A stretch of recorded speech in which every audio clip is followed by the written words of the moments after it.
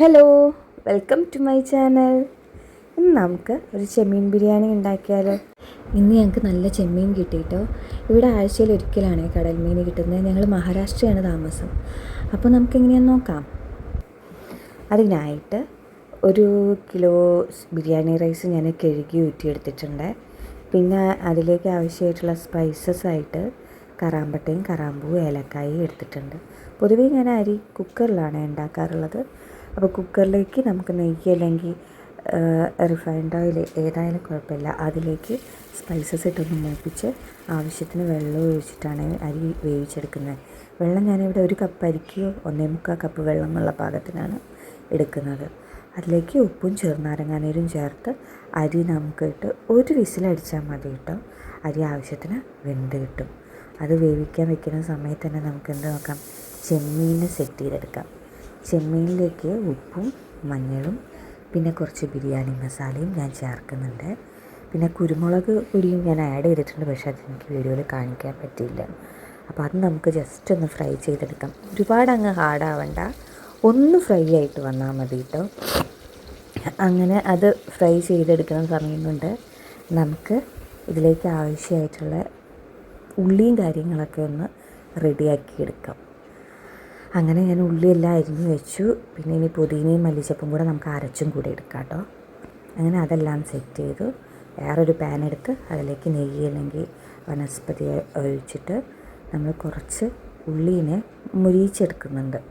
അത് ഒരു last decorate ചെയ്യാൻ വേണ്ടിയിട്ടും പിന്നെ ഈ മുരിഞ്ഞ ഉള്ളിയിട്ട ഒരു പ്രത്യേക ടേസ്റ്റാണ് കേട്ടോ അതിൻ്റെ കൂട്ടിന്. അപ്പോൾ അത് മുരിയിച്ചെടുത്തതിന് ശേഷം അതേ ഓയിലിൽ തന്നെ നമ്മൾ ഈ ഉള്ളിയും പിന്നെ ഇഞ്ചി വെളുത്തുള്ളി പേസ്റ്റും ഒക്കെ ഇട്ടുങ്ങാണ്ട് വഴറ്റിയെടുക്കണേ. ഞാൻ ഒരു 2 വെളുത്തുള്ളി മുഴുവനായിട്ട് എടുത്തിട്ടില്ല, അങ്ങനെ ആയിട്ട് എടുത്തത്.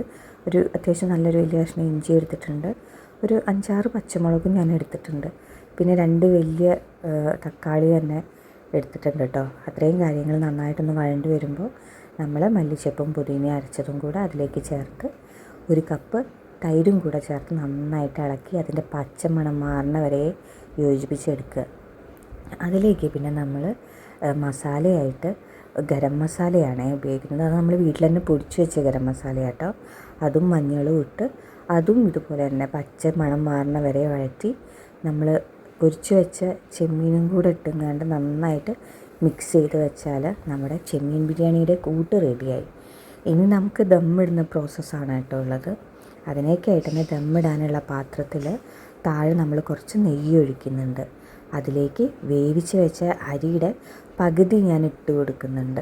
ആ പകുതി ഇട്ട് കൊടുത്തതിന് ശേഷം നമ്മൾ ഉണ്ടാക്കി വെച്ച കൂട്ട് അതിൻ്റെ മേലെയായിട്ട് സ്പ്രെഡ് ചെയ്ത് കൊടുക്കുക. പിന്നെ കുറച്ച് മൂപ്പിച്ച് വെച്ച ഉള്ളിയില്ലേ, അതും കൂടെ ഒന്ന് സ്പ്രെഡ് ചെയ്ത് കൊടുക്കുന്നുണ്ട്. എന്നിട്ട് അതിൻ്റെ മേലേക്ക് ബാക്കിയുള്ള അരിയും കൂടെ ഇട്ട് ഞാൻ വേറൊരു കാര്യം കൂടി ചെയ്യുന്നുണ്ട്. ഈ വേവിച്ച് വെച്ച അരിന്ന് കുറച്ച് മാറ്റി വെച്ച് ആ കൂട്ടുണ്ടാക്കിയ പാത്രമില്ലേ അതിലിട്ടൊന്ന് നന്നായിട്ട് ഇളക്കി യോജിപ്പിച്ചെടുത്തിട്ടുണ്ട്. അല്ലെങ്കിൽ നിങ്ങൾക്ക് കൂട്ടിൽ നിന്ന് കുറച്ച് ചാറെടുത്ത് മാറ്റി വെച്ചാലും മതി. ഞാനൊരു എളുപ്പപ്പണിക്ക് വേണ്ടി ഇങ്ങനെയാണ് ചെയ്തിട്ടുണ്ടായിരുന്നത്. അപ്പോൾ അത് നമ്മൾ അരിയുടെ മേലെയിട്ട് നന്നായിട്ട് സ്പ്രെഡ് ചെയ്ത് നമ്മൾ പൊരിച്ച് വെച്ച ഒനിയനില്ലേ അതും ചേർക്കാം. പിന്നെ നെയ്യ് ചേർക്കാം. അണ്ടിപ്പരിപ്പ് മുന്തിരി ഇഷ്ടമുള്ളവർക്ക് അതും ഇടാം കേട്ടോ. എനിക്കത് ഇഷ്ടമല്ലാത്തത് കൊണ്ട് അത് ഞാനിതിൽ ചേർത്തിട്ടില്ല. പിന്നെ മല്ലിച്ചപ്പും ഞാൻ അധികം ഉപയോഗിച്ചിട്ടില്ല കേട്ടോ.